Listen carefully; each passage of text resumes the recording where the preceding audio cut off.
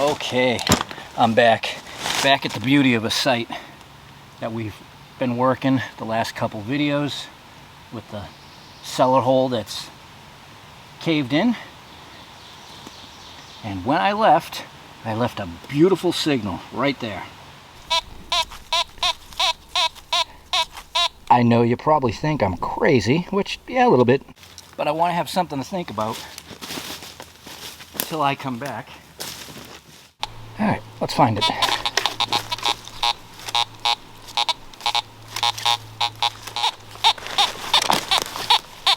That's not it, but that's probably a button. Open that up a little bit.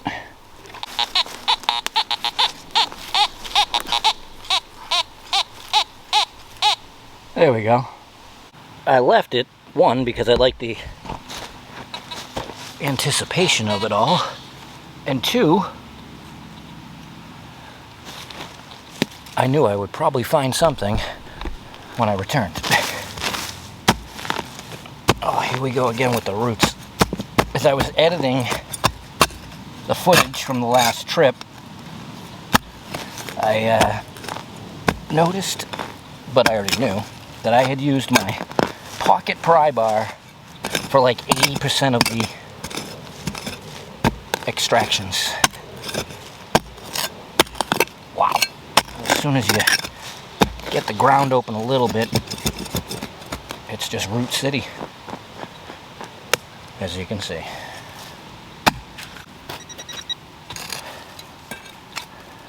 Actually, this rock may come to our benefit because it's taking up space. Actually, there's two rocks. Oh, that one might not move.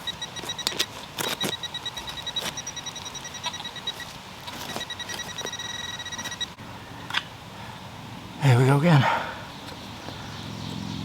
Should have brought a spoon.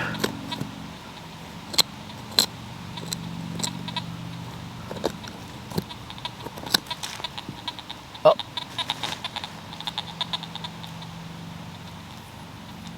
There we go. Our first target, and it does feel like a coin. I don't feel any shankage.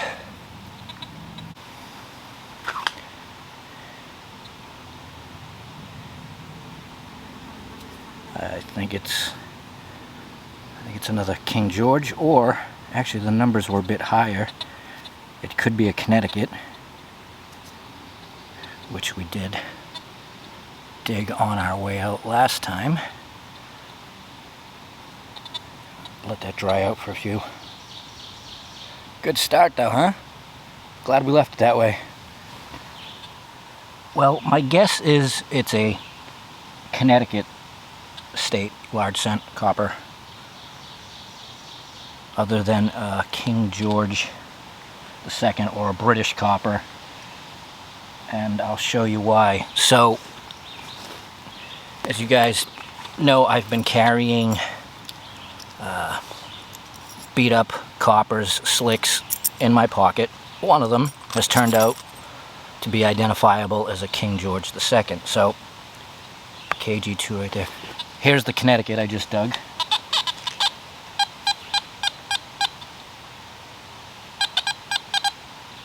'81.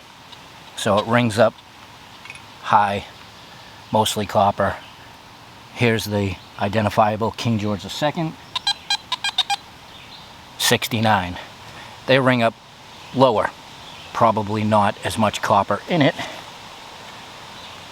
as the US coin. So that's sometimes how we can ID them. Okay, George, you go back in the pocket. CT, you go in the tin. Okay, so just a couple feet away, the mid-tone.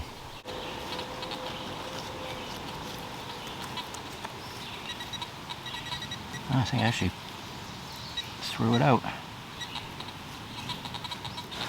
That took a bit to find.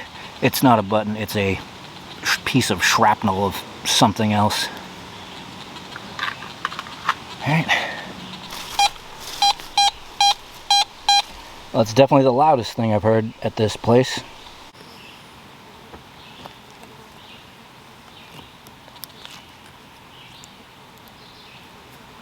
Can top. That's the first piece of junk I have found here.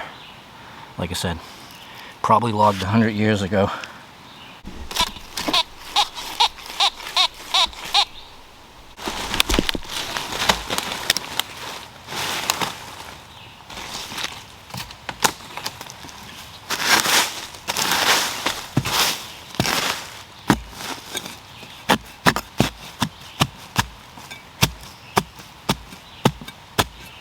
Oh, yeah.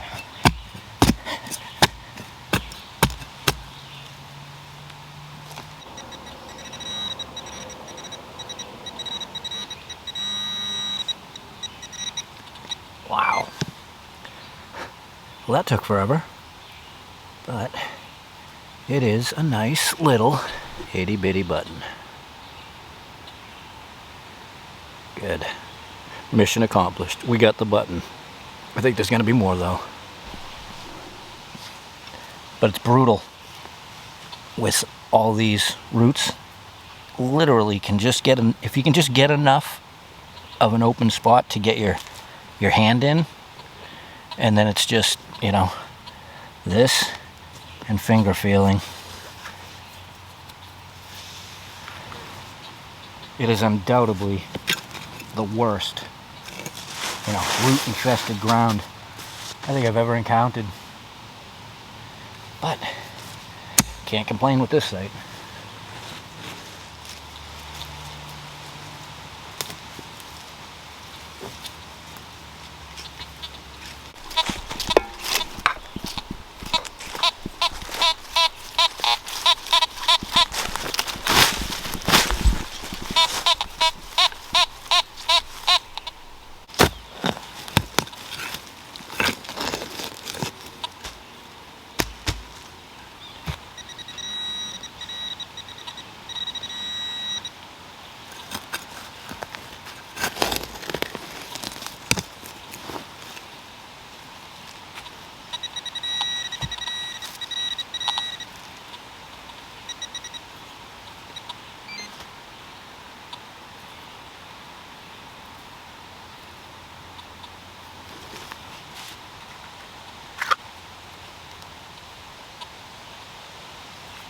Ah, it's a button.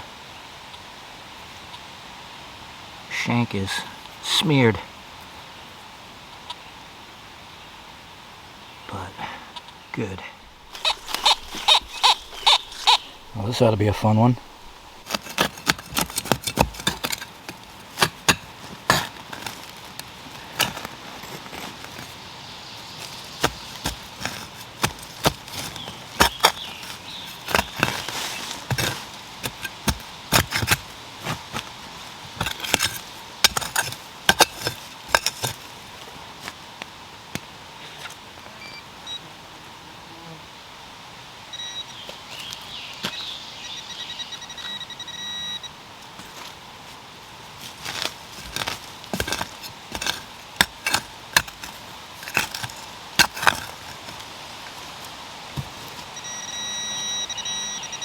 Oh, nice.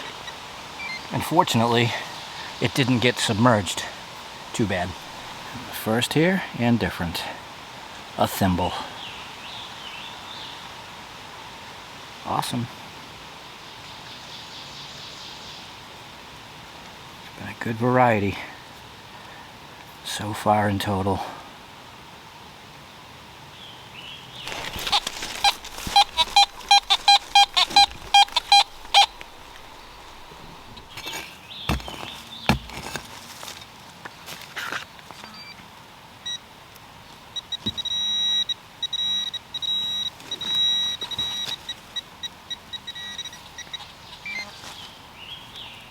It is, or was, that.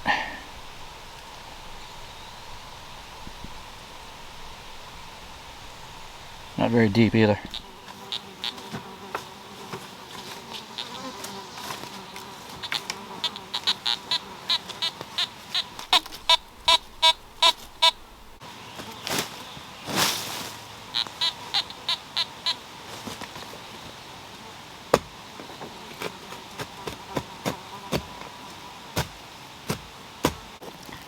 situations, the roots have pushed the stuff up. It's still tough to get them out of the roots, but that thimble was like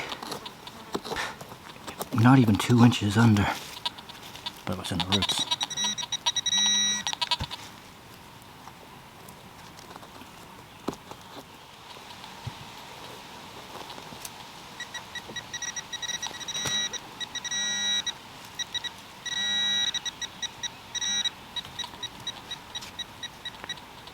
Here we go.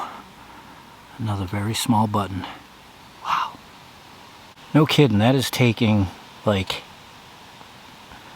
10 minutes to get some of these things out of the 2 inches of dirt that's there in the roots. But another beauty.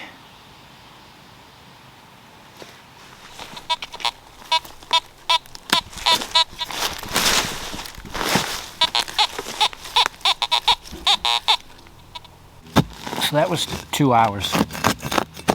I'm leaving early. I got here early so I could leave early because it's going to be 100 degrees. And I'm almost out of fluid. I love the heat, but I don't want to dehydrate at all.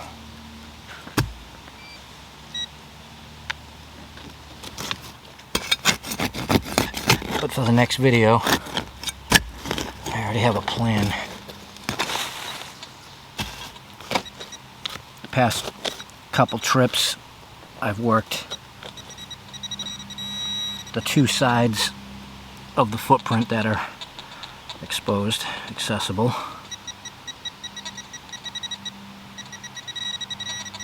What do we got?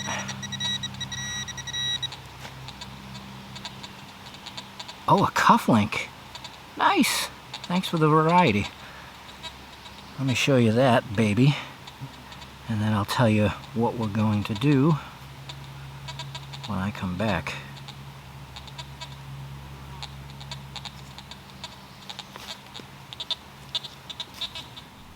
Here is the edge of the footprint. That's the north side, which I have not been in there at all. And you can see why. There might not be anything in there, but we're going to try next time. Alright, thanks for watching. I'll see you then.